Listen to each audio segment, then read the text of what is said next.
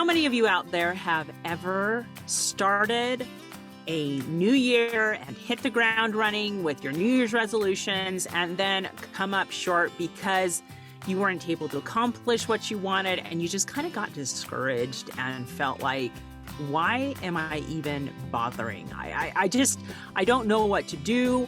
I feel like giving up. And if you've ever felt that way, please know you're not alone.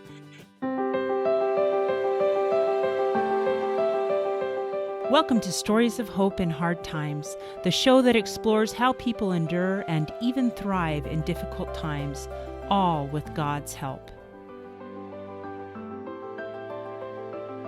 I'm your host, Tamara K. Anderson. Join me on a journey to find inspiring stories of hope and wisdom learned in life's hardest moments.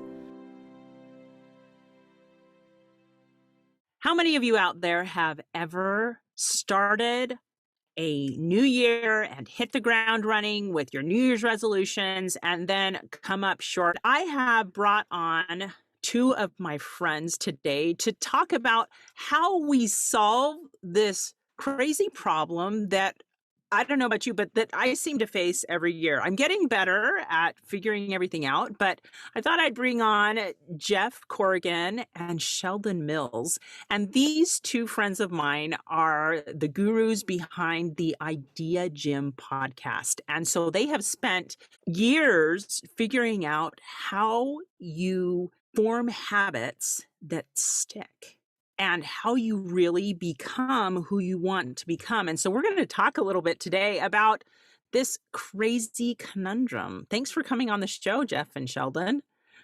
Thanks for having us. Yeah, we're glad to be here. This is awesome. So I thought we'd start off today a little bit talking about this idea of sometimes we have a hard time breaking out of the person we used to be and becoming better, becoming our new selves, because sometimes we have these limiting beliefs that keep us stuck. And we want to become this new, better version of ourselves, but we seem paralyzed. Sometimes we're scared. I mean, deep down, maybe we don't realize why we're having a hard time breaking out, but we're having these struggles to move forward powerfully and become a new, better version of ourselves. So Sheldon, I know you were talking that you had a story about a white tiger. Yeah, this is a true story. You could go Google it if you want. It's about a white tiger named Mohini. Just a little background. It was in the 1960s. It was a gift to the children of America to President Eisenhower. And for years, this great white tiger, and just a little bit like a white tiger is a genetic anomaly. So in nature, they're even bigger, stronger, would stick out, you know, the king and queen in the forest, right? And anyway, this white tiger lived in the Washington Zoo for many years, was the star attraction, and in this 12 by 12 foot cage, and would pace around, you know, and just ferocious tiger, right? And there's been people lobbying for a long time to make a big enclosure, you know, more natural. And after fundraising and some money, construction to build this nice, beautiful habitat where Mohini could go and run free and large, several acres worth, right? And just excited for this new life for Mohini and for the people. And almost immediately when she was released into her new habitat, she went right to the very back corner, the back, you know, where the two walls meet, paced off a 12 by 12 foot square and almost never left it for the rest of her life. Wow. She no longer was stuck in this physical cage, but mentally, she never could leave that ever. And I think all of us in some area of our life, like that's us, like these limiting beliefs. It's like these things that have, I think more often than not happen to us, right? Childhood trauma, stuff like that just like makes us mentally feel like we're in this cage, but it's not true, right? And so this course that Jeff and I have been working on for a long time now about building habits. It's called Habit Masters, how the art of building habits, right?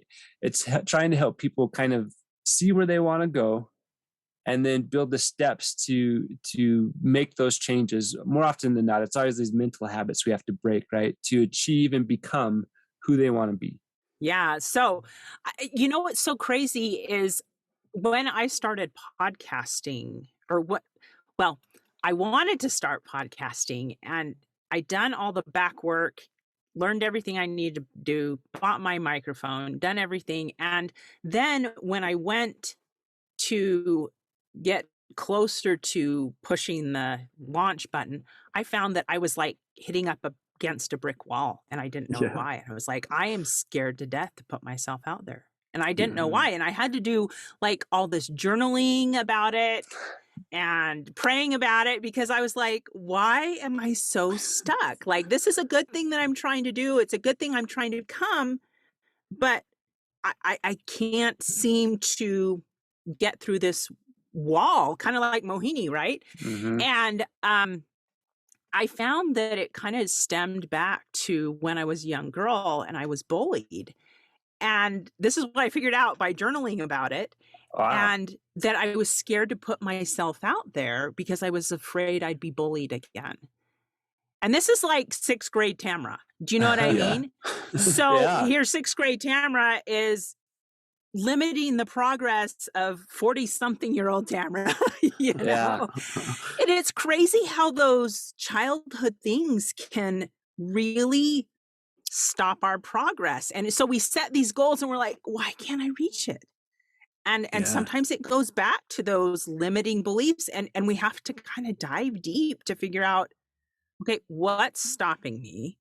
And what do I need to do to push past this? So Jeff, you were at a point in your life, and this kind of is the backstory behind your Habit Masters course, where you were super busy in your life. There were some health challenges going on in your family, and life was just crazy and chaotic. And you started figuring out how to keep moving forward with some of the basics while you're going through hard times. And I think all of us, especially with this added stress of COVID going on for the last couple of years, we're dealing with more stress in our lives than we usually are. And we're like, oh my gosh, setting goals, one more thing on top of everything else that I'm dealing with, like, no, thank you. You know, I mean, I do want to be better, but sometimes it's one more thing. So tell us kind of the background here on your story and what kind of laid the groundwork for what you guys have done here.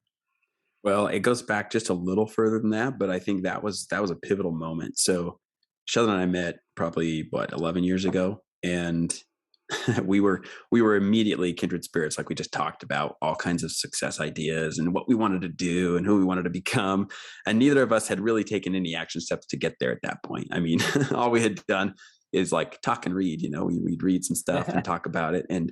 And we knew that eventually we needed to become we needed to be the doers, just like you were saying, like we had to put ourselves out there and take the next step and while we got started in that path, I actually had an opportunity to become a part owner in a business. At the time I was working 9 to 5, and 9 to 5, I'd been working at a company for, 7, 8 years at the time, actually almost 10 years at the time. And, I had built up and done tons of stuff there. It was actually it was a great place to be. I learned a ton, had tons of opportunities, but I knew that my dream had always been to become an entrepreneur and a business owner. And that was my goal.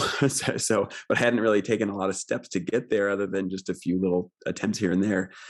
And about that time when I was making the transition, my wife was having her second baby, and she, after she had the baby, she just had all kinds of health issues, and we couldn't figure out what was going on. Right. And to the outside, externally, she looked fine. Anybody who saw her, you would never know. There wasn't any like obvious signs that she was struggling, but sleepless nights and like waking up like anxiety sweats and just stuff she had never experienced before. and we couldn't figure out what it was. So we went to the doctor, and they didn't really know. And they said, "Oh, you're fine. Like all your, they did their tests and said, oh yeah, everything looks fine." Everybody kept telling her she was fine, but she knew she wasn't. And meanwhile, I was transitioning to this new role in another business, and while still working my 9 to 5. So I'd work my 9 to 5, and then 3 days a week I'd work at night at the new business that I was joining. It's actually a jewelry store that I run with my brother now, but it had been around for a long time. So I was kind of jumping on, learning the game and figuring out how to do that. And all the while I'm still working my 9 to 5 because that's what my main source of income was. And it was all during this transition of, we have a newborn baby, my wife's struggling with this illness that we can't figure out what's going on. And we were praying a lot, I mean, it comes down to that. It's like your habits really have to start to become like, okay, what are the things that I do almost automatically in my life that can keep me carrying me forward? I think like your podcast is called Stories of Hope in Hard Times. And I think hope can start with these daily action steps that you build into be automatic, where, reading my scriptures was something that I had done daily for a long time. And I started to recognize the power of habits in keeping your momentum moving forward when life kind of builds this wall around you, be it Mohini, be it, be it bullying, all these things where we have these self-limiting beliefs and external forces that seem to be pushing down on us. And I think habits can really help us to break free from those and get into a routine that is moving us forward, even though life seems to be trying to push us back.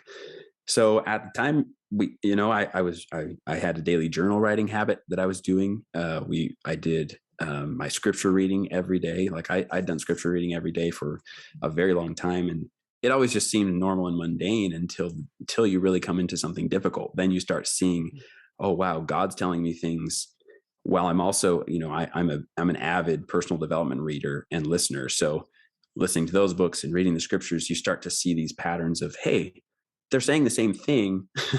There's the principle that's being taught in the scriptures is actually the same principle that's being taught here. And how can I apply it in my real life? And you start to see these things helping you out from both ends of the spectrum, whether it's, the angels on earth, or your heavenly Father talking through prophets of old, or current prophets, and giving you direction.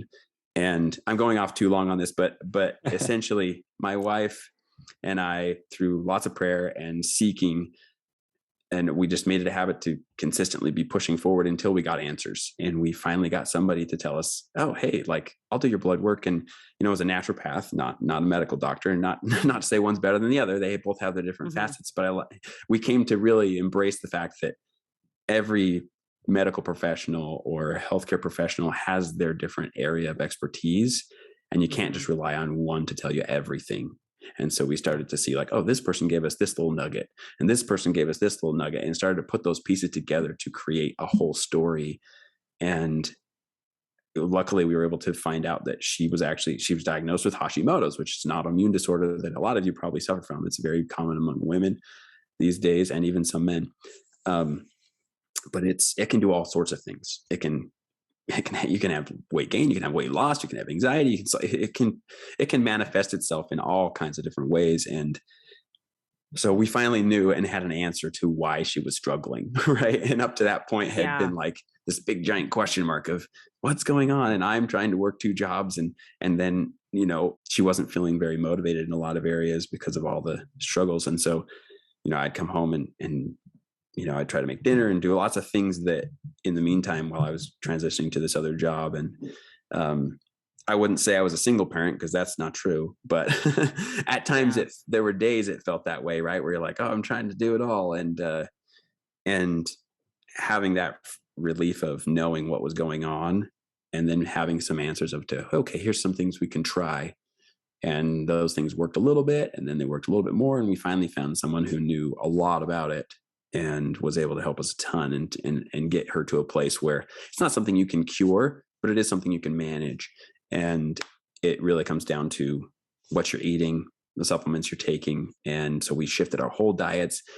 And the interesting thing about that, this is maybe unrelated to our topic today, but I think what's happened for us is a complete lifestyle change, right? Like we're both much healthier individuals. We eat much healthier foods. Our whole diet changed. And I just joined her in it because I wanted to support her and I felt like, hey, I should do these things anyway. These are healthy options, better Yeah. options in my life. So I started to create better eating habits, right? We don't drink any sugary drinks. We just basically drink water. Like, and this isn't like self-promotion. I'm just saying, these changes happened little by little. And that's what habits really are. I think sometimes we think, oh, if I'm going to be a writer, then I need to write a whole book right now. It's like, well, that's not that's not how it starts. If I'm going to be a healthy person, then I have to cut out everything bad right now. And I don't think that's how it works. I think you start building habits little by little that transition you into becoming a new you and creating that identity shift that gives you a future. And it's really what created hope in the hard times, was having something to fall back on, a habit or a routine that's moving you in a positive direction. Well, and I love that you brought in the God component, because sometimes we go to God and we say, okay, my wife has a health challenge. Can you help us either heal her or figure this out? And we expect these instant answers from God, and God most often doesn't work that way. I mean, I've had things where I get an instant answer, and so I'm not saying it never happens, but he almost usually works just that line upon line, precept upon precept is what it says in the scriptures, right? And so he just takes us one little step at a time. I loved how you said how you got a nugget here from this healthcare provider and a nugget there, and everything finally added up to the correct diagnosis. And then you were able to find out what you needed to do. And you probably just baby stepped your way into that different diet. And okay, this supplement will help. And that adds another step to the path. And so if we're talking about habits here, it is baby stepping your way to something.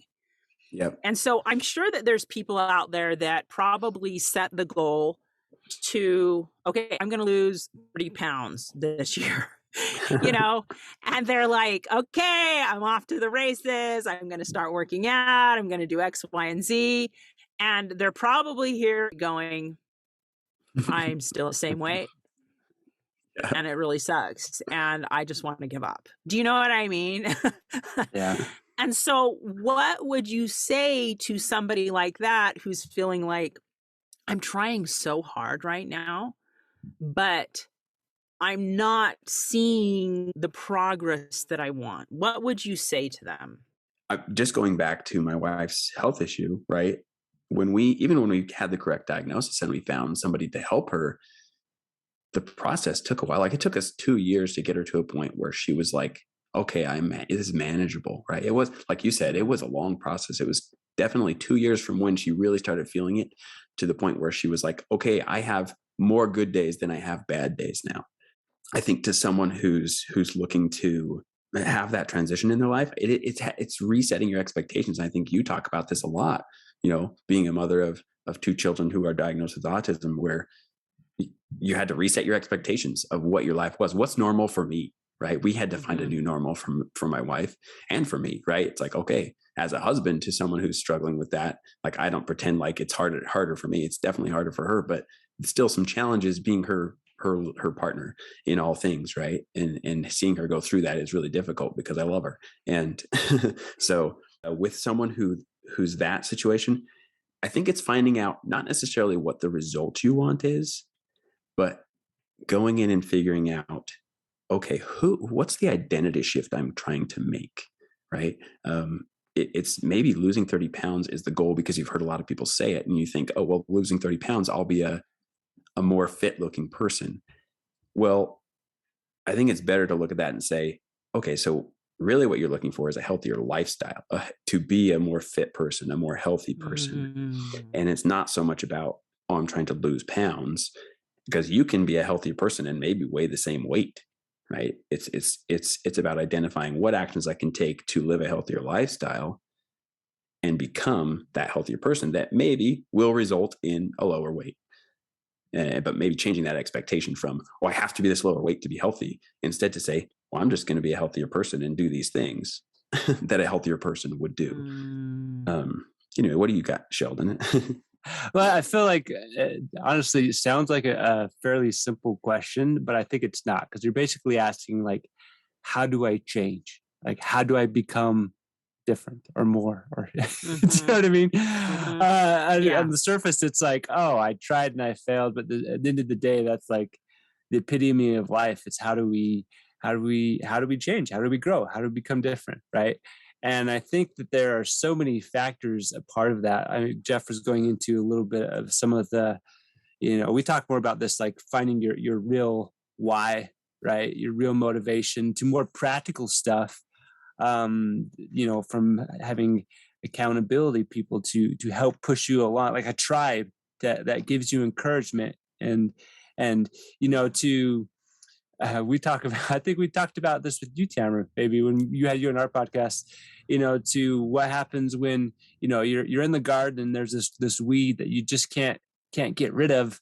It's like, well, practice gets you stronger. At the same time, might as well find a professional gardener who specializes in like this thing. Do you know what I mean? Like, right. I think that, there's 1,001 answers to your question here, but ultimately it comes down to, like, if you want to change your life, you have to change something you do daily. Right. And the fastest way to change it is to change something you do daily. I think the secret to a foundation of success is to change a daily routine, which is kind of like our take, at least on this course, is like, okay, this is the change you want, either an identity, mind shift, the goal, right? And so it's ways to make that sticky. Like one of the things I just said is like an accountability partner, right? Someone who can be an encouragement, keep you accountable, and give you that motivation when you don't feel it. You know what I mean? We all have these, we set these goals when we feel highly motivated, but life is ups and downs, and you're going to get to a point where you don't feel that anymore. Right. So how do you keep on going to the point? And everybody listening has lots of habits that make them successful now, even if they don't think so. Right. Like it would be hard for me to go to sleep without brushing my teeth at night at this point. Right. That's a habit, right? Same with saying my prayers at night. I've just done it for so many years. You could stretch it. If you stretch it to the limits, like a bad habit is like an addiction, like this habit that's become such a habit that you almost don't have power over it anymore. But we all have lots of good habits that get us up in the mornings, that connect us with God, that connect us with our family, right? So we're trying to help people figure that out, but more consciously decide and understand the why behind it, to apply how to make those things sticky, right? I like the word sticky, because often we think of the word sticky as stuck, but if we want to get stuck in something, we want to get stuck in good habits. Yeah. And so maybe it's just taking that I'm stuck in this old habit to saying, okay, well then I know I can get stuck in habits because I'm stuck in some bad ones right now. Right, exactly. And just shifting that to, okay, now I'd like to get stuck in a new habit. Yeah. And a habit we want, right? Yeah. That we know is going to move us to where we want to go. Yeah. Yeah. It really is making that conscious decision. And the cool thing about the course is that by the end, you have a checklist to help you make that new action a sticky habit. Well, first we aligned with, okay, what's the person you want to be? Then we decide one action you can take. And we want it to be challenging, but easy enough that you can do it, right? So it's like, hey, it stretches me, but not so much that I won't do it. And then giving you 6 tools to apply to that one action that will turn it into a habit for you, or help you make it into a habit. I think ultimately we want to help people learn. It's called habit masters is what we're naming it, right? Because it's less about the one specific habit and more about learning how to become good at creating habits, right? Like what it takes to become and do what you want to do. Another quick story. I have a friend who went to the gym, was only there a few minutes, went back out, and the person at the desk was like, "I was quick," and his pride was a little bit hurt. And he basically said, today was more about the habit of going to the gym and doing my routine than it was about the result of the workout. Does that make sense? It's like, Mhm. Hey, I'm here, basically. yeah, exactly. I got out the door and to the gym. It was the habit of it was more important than the actual workout. Does that make sense? Because he knew how to build and make those habits stick. Even if today was one of those days, it's like the best I could do was show up and do like 2 reps and call it a day, right? But you went. Let me ask this question. So you said that you have some 6 fundamental things that you teach in your course. What is one of the ones that you can maybe dive into a little bit today to give our Flavor? listeners, just a taste of some of, I mean, I know you've read hundreds and hundreds of books between the two of you figuring this out, and so that you were able to create this course to make it simple and easy to digest and all that. So give us the nuts and bolts of one of the fundamentals to building these habits. We're going to take a quick break, but when we get back, we'll have more lessons, tips, and things you can apply to your life. Stay tuned. How many of you out there feel like your life is chaotic, crazy, and completely awful compared to the norm? What if I were to tell you you are normal for you? I'm so excited to tell you about my book, Normal for Me, Learning to Love and Accept Life's Detours with God's Help. This book took me 10 years to write, and I share 20 years worth of lessons learned in my life detours, including being in a car accident and having 2 of my children diagnosed on the autism spectrum. In this book, I share the secrets of how I made it from despair to peace with God's help. I talk about being a zombie mom, living in survival mode, learning true faith, and how I debunked the myth that God doesn't give you more than you can handle. Normal for Me also includes a bonus diagnosis survival guide at the very end of the book, in which I share 12 tips to survive and thrive in tough times. So, what are you waiting for? Grab your copy of Normal for Me today on Amazon or on my website, TamaraKAnderson.com. And all that. So give us the nuts and bolts of one of the fundamentals to building these habits. So this one, so they call it upper and lower limits. We got this, and we won't pretend like this is our idea, right? This is something that we got from Greg McKeown, and you can read about it in his book, Effortless, right? Yep. But we've used it ever since we learned about it. And in all honesty, you've most likely used this as well. Yes. The cool thing about these fundamentals is that they're not new, right? We're not coming up with these on the spot. These are things that have been taught and trained and practiced for centuries, maybe even thousands of years. And it's just things that we've taken, like Tamara said, over the last decade of reading and studying about taking action and progress in life and learning new habits, from the books Triggers and Atomic Habits and The Power of Habit, and pretty much any habit book you can think of I've read at this point. But too many. Yeah, too many. There's hundreds of ideas. And so really the point of this course isn't to give you more ideas. It's to establish a few ideas that anyone can modify and use in their own life to make their habits sticky, right? So I just want to reiterate that one more time. But upper and lower limits is one of my favorite it's new to me, essentially, favorite ones, because it helps you stay in and get back into a routine if ever you get out of it, or if ever you're trying to build it, right? So one of the things we tend to do is we think, like I started out a competition with my brother-in-law and my sister a couple of years ago doing, we want to do 100 pull-ups every day for a month. And snap. Right. So it's a lot of pull-ups. Okay. Keep going. Sorry. That's a lot. Right. 100 pull-ups. And I don't do them all at once, right? Do them in sets. But, and as I got started, I wasn't able to do 100 yet. Right. So I had to build up to that. And there were days, right, where after you've done 50 to 60 to 70 pull-ups in a day, the next day you're really sore.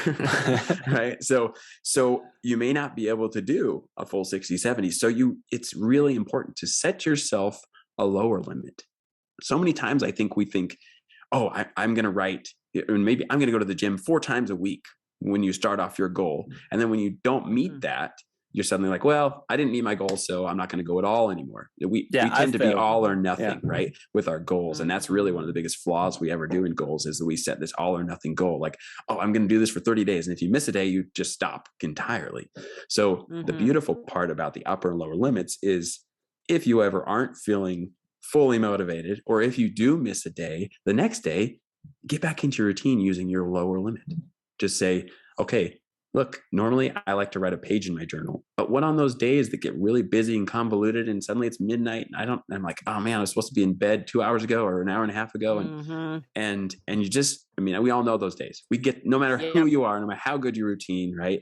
There's no perfect scenario and there's always things that come up. So having a lower limit is awesome. So your lower limit could be like, I write at least a sentence. Anybody can write a sentence right before they go to bed or right when they wake up in the morning, even if you miss the time frame to write a whole page. Or so it's giving yourself, okay, my max. And then the beautiful part about the upper limit is that you don't overdo it. We tend, the other flaw that happens with our goals is that we tend to overdo things. We say, oh, I'm going to write a page, but then we get into the flow and we're like, well, I'm just going to write 20 pages. And then we don't write for another week, right? We wore out all our writing. So giving ourselves a max of what we're going to do is also vital, right? So giving that lower limit is really what can get you back into the routine or keep you in the routine on the days you're struggling. And then having a max is making sure that you're staying consistent and not like burning yourself out, because we tend to either, like I said, we're all or nothing. So this is a beautiful tactic that is just an unbelievable strategy. And there's a really cool story that Greg McEwen shares in his book about this, that Sheldon has. Could we share it with you, Tamara? Is there like, I don't know, a time frame? Okay, share. Sheldon shared this story. We did a presentation about this the other day, and he's got it down. So share about it. Oh, on the spot. Okay. So it's another true story about reaching the South Pole, like a race. I can't remember how many decades ago, but it was a race to be the first to reach the South Pole. And a couple teams set out at the exact same time. And long story short, this works really well because one is basically the same weather conditions, because they were doing it roughly at the same time, and they were pretty bad. And the result is that one team was the first to get there and make it back, and the other team actually died and never came back, right? But there's journals of both to compare it. And long story short, the team that made it there back did it in relative ease, which is kind of weird to say, realizing the other team actually died. And the journal entries, up to that point, no one had ever done it, right? But they set an upper and lower limit of how many miles they could go in a day. And regardless of the weather, it's like lower, I think the lower was 10 miles and the upper was like 25, or I can't remember the exact range. And one of the things that they were doing, like they were close to their goal. I think they were like 32 miles away from their destination. And it was a nice, beautiful, sunny day. And yet when they hit their limit, they stopped. And they made it back. And the whole point of the story, and these journal entries, I mean, sadly enough, these journal entries of, when they were found, their bodies and things like that, are just like, the mentality is so different. You know what I mean? It was like they would, on good days, they would push to the point of exhaustion. And on bad days, they would just like hunker down in misery and go nowhere, right? And that's why the upper and lower limit is like, no matter how bad it is, you have your lower limit, right? It's just like just enough to keep the habit going, and you need to feel success with that. And an upper limit's important because the biggest enemy to consistency in a project or a goal is not having an upper limit. Like, it's never enough. I never exercise enough. I never go to the gym enough. Do you know what I mean? And it leaves you like there's no goal, there's no finish line, right? And so I don't know if you've read Gap in the Gain, right? It leaves you in the gap. Yeah. It's like it's this horizon line that you never can get to, right? So this is really powerful. It reframes your habit or your action step to something that's like, okay, when today's crappy, I'm going to do stretches for 5 minutes while I'm watching my movie at night. I like that goal. Like literally, that's one of my lower limits. Is like when today it's just one of those days I didn't get to anything. I can lay down on the floor and do some yoga for 5 minutes at night. Do you know what I mean? That's my lower limit. And you need to be able to like feel good about that. And then there's upper limits when it's like, you got to have like a goal. You got to have when enough is enough. Because I think too many of us, it's like, it's never enough. Right. Yeah. There's a great quote from, I think it's John Acuff who talks about that. He says like, what does done look like? Right. He asked that question. What does done look like? And I think you having what done looks like every day is vital. And that can be your max. It can be your upper or your lower limit, right? Maybe today done was my lower limit. Maybe tomorrow my upper limit's my done, right? And I think it just gives you that freedom to realize, hey, it's not about getting there tomorrow. It's about progress each day. And just like those guys, they stopped 20 miles from the finish line because they had met their upper limit for the day. And they didn't get there for another 2 days because that's how many miles they were willing to go per day. And he wrote in his journal at the end, they found in his journal, he said, we did it with relative ease, right? And that, I think that's a funny way to look at it. And as we've talked to people on our show and interviewed some really successful people, one of them is Jake Parker. He's like a professional illustrator and just a super cool guy. One of my favorite lines from our episode with him was, one of the best times in my career was when I was in this like great flow. And he's like, and honestly, the workflow was more like a yawn, right? So it's like, it wasn't like he was pushing super hard to do all this stuff. He was accomplishing a lot by being consistent in his daily routine. And from the book Atomic Habits, James Clear has a couple of lines in here that I really liked. He says, decide the type of person you want to be and prove it to yourself with small wins. And I think that's the key with this course, is what we're trying to help people do, is decide who you want to be and prove it to yourself with small daily wins. And when you miss a day, it's okay. You don't stop. You don't quit the goal. That's normally what we do. But the goal is to find a lower limit and continue. So. Oh, I love that. That is so cool. I'm so glad that you dove in and taught me all about that upper and lower limits. I'm sitting here thinking, okay, Tamara, now I'm going to set all my goals with the upper and the lower limits. I had a friend who was a coach, a fitness coach, and people would ask him, what is the best exercise routine? And he'd be like, whatever it is that you'll actually do. Do you know what I mean? Because it's kind of like the habit of, you got to do something that, even when you don't necessarily feel like it, you like it enough and enjoy it enough, like you'll do it. Like that's what's best. Because I think we have to do this Herculean effort, right? But anything that we really do consistency daily, even if doesn't feel like a lot in the moment, like that has a way bigger impact in the long term than being a weekend warrior and hurting yourself. Yeah. Well, I was just thinking, as you guys were talking about this whole principle, the idea that popped into my mind was, it's the tortoise and the hare. Mm-hmm. Exactly. Right? I was going to say that. It's totally the tortoise and the hare. I mean, I don't know how long that story's been around, but that's what this principle is. It's the tortoise and the hare, and it's just consistent progress. Yeah. And so maybe your buddies are all at the gym and they're just taking off like a hare, and you're the tortoise, and that's okay as long as you just keep going, because consistent effort is what helps us establish the habit in the long run. Yeah. So before we go, let's talk a little bit. I know, Jeff, you had a quote that you wanted to share, and then Sheldon, you had a Bible verse that you wanted to share. So let's tack those on before we wrap this up. Yes. Well, so this quote actually comes from Dieter F. Uchtdorf, who is a leader in the Church of Jesus Christ of Latter-day Saints, and he in one of his talks he's talking about daily restoration. He says, "As our days go, so go our lives." And he references an author. He says, one author put it this way: a day is like a whole life. You start out doing one thing, but end up doing something else. Plan to run an errand, but never get there. And at the end of your life, your whole existence has that same haphazard quality too. Your whole life has the same shape as a single day. That was from Michael Crichton, right? He wrote Jurassic Park. But he says, do you want to change the shape of your life? Change the shape of your day. Do you want to change your day? Change this hour.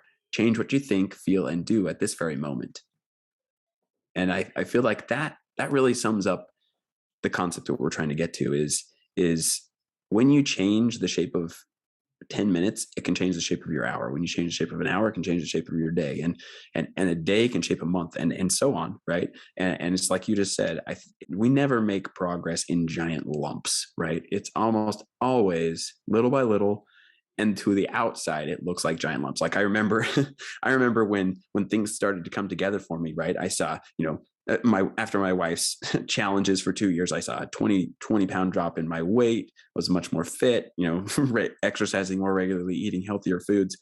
And to the outside world, it looked like I just dropped 20 pounds. Like I had people be like, "What'd you do?" And I said, well, 2 years ago, I stopped eating sugar, started running regularly. I started, like I could list off things. To them, it looked like this miracle of transformation. Right. I also saw like a 5 times jump in my income. It's like, what was that? Well, it was little tiny things, building businesses here and there, having opportunities and taking them at the chances they came. And then it's just one of those things where to the outside world, it can look like this giant transformation because they don't know what's really going on in your life. And I think your podcast is a perfect example of that. All these hard times that people are going through, everyone's going through them. And it's a matter of making that consistent progress during those times so that when the good times come, you're ready to receive all the blessings, right? Anyway, so that was one of those quotes that we really liked and wanted to share. Thank you. I love that. And you're right. I love the idea of just starting and change this moment. Decide today, I'm going to change. I'm going to improve.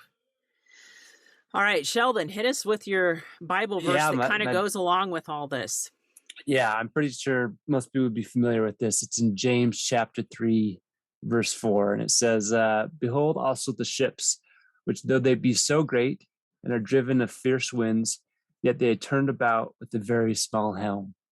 Right? Just this idea that a small rudder can steer a large ship. Like small bricks build a mansion, and a little seed, giant sequoias, right? It's like the minutes and hours well spent are the building blocks of a good life, right? So we want big changes in our lives, but it really is like the little things. Like those little small changes do end up being the big things. So that's great. I had a little small thing that I did the other day. I found that I had, over the holidays when I was sick, I downloaded a game on my phone. I love that I'm totally confessing this to you guys. That's great. We love games. And it was fun, but it was one of those that like it could just suck up all your time. And because I wanted to keep going to the next level. Oh, well, I'm going to stop after the next level. But then I'm like, but I want to do that. I want to go to the next level. And finally, as I came to this week and I was praying, I'm like, I have got to get back. I've got to get my game on. I've got to keep moving. And I realized I kind of stepped back and said, you need to delete that app. Yep. I was actually praying about it. And that was a thought that came. You need to delete that app. It's sucking too much of your time. And so sometimes it's just those small little decisions. And I did. I deleted the app, guys. I'm so proud of myself. Wow, willpower. That's awesome. But I did. I deleted the app and I'm like, okay, that was just sucking too much of my time. And I have way more important things that I need to do. And I'm not saying that you can't reward yourself by playing a game. I still have other games on my phone, but they don't suck up as much as my time. So sometimes it's just doing something like that. If you have something you want more time in your life and you have an app on your phone that's sucking up a lot of your time, delete it. It's true. There's one way to get out of it. Just separate yourself. I know. So a little painful, but it's okay. I survived. You just talked about one little note here is you talked about the psychology of games, right? And why we get sucked into them. And I can't remember which book it is, but he references someone who is their plan to develop new skills in their life. And he wants to be able to play the banjo, I believe. Anyway. And so he created this but he was like a lifetime gamer. And just, he spends almost all of his time playing video games. But he decided he was going to start creating in his real life what existed in video games so that he would like enjoy learning new skills and doing things like that. So he gave himself different levels where he's like, hey, okay, banjo, level 1 is like learning to play this song. Level 2 is like going and playing for friends and family. Level 3 is going this. And he says, and the boss level, because in lots of video games, there's a boss level. Boss level is I go play, what's that song called? The Devil Goes Down to Georgia. Is that it? Or something like that. It's like, I go play that in an Irish pub, right? Like that was his boss level was getting, but it kind of gave him these levels of, okay, here's what I want to do. And eventually I'm going to play this boss level where I'm going to play the banjo in an Irish pub, one of the hardest songs, right? And anyway, it got me thinking about when you were saying I was getting sucked into this game. And I haven't really, I'll confess here that I haven't put into practice the leveling up and boss level so much in my own goals. But I think it would be, maybe that's what I should do this year is practice that skill as an amplifier into habit building. But that's awesome. All right, guys. Well, we've talked a whole bunch about Habit Masters, but you have not told me where I can find it.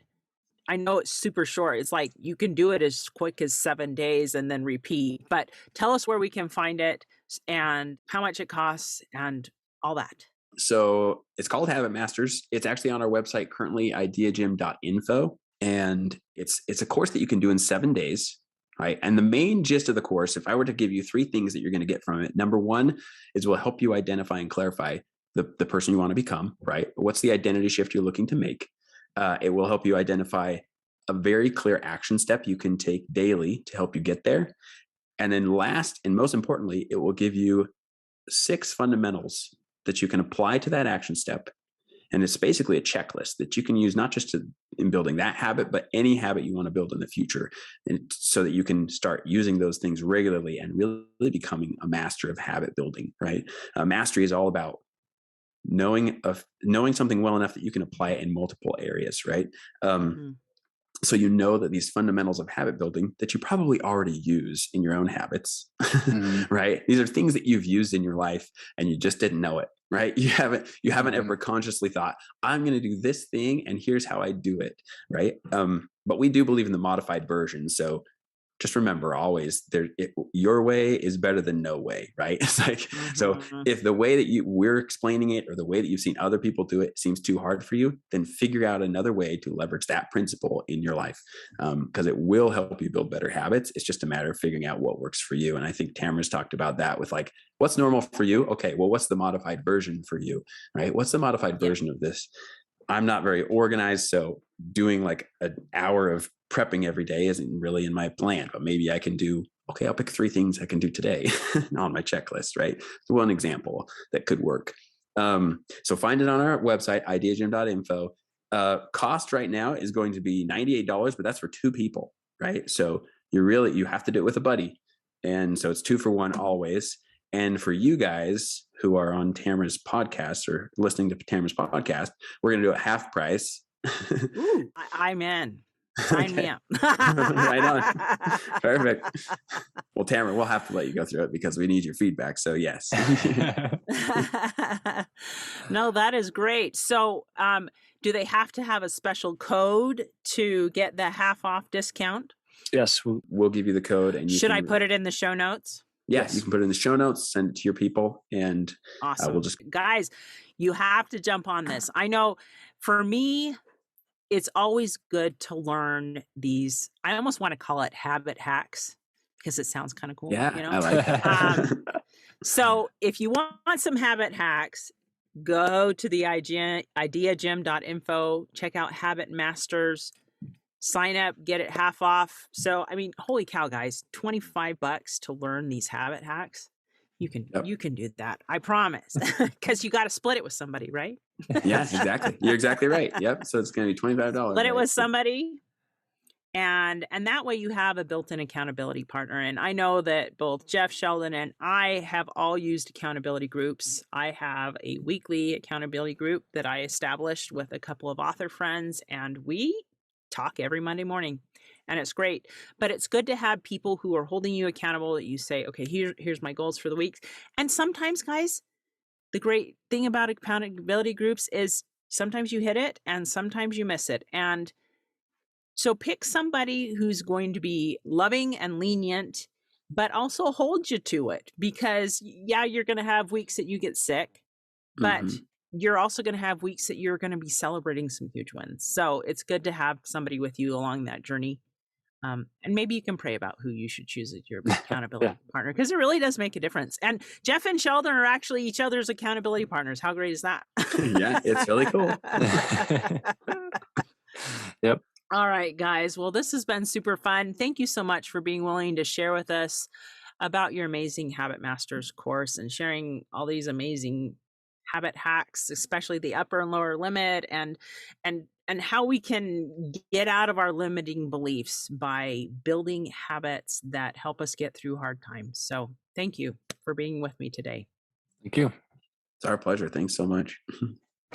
Hey, thanks so much for listening to today's show. If you like what you heard, subscribe so you can get your weekly dose of powerful stories of hope. I know there are many of you out there who are going through a hard time, and I hope you found useful things that you can apply to your own life in today's podcast. If you would like to access the show notes of today's show, please visit my website, storiesofhopepodcast.com. There you will find a summary of today's show, the transcript, and one of my favorite takeaways. You know, if someone kept coming to mind during today's episode, perhaps that means that you should share this episode with them. Maybe there was a story shared or a quote or a scripture verse that they really, really need to hear. So go ahead and share this podcast. May God bless you, especially if you are struggling, with hope to carry on and with the strength to keep going when things get tough. Remember to walk with Christ, and He will help you bear the burden. And above all else, remember, God loves you.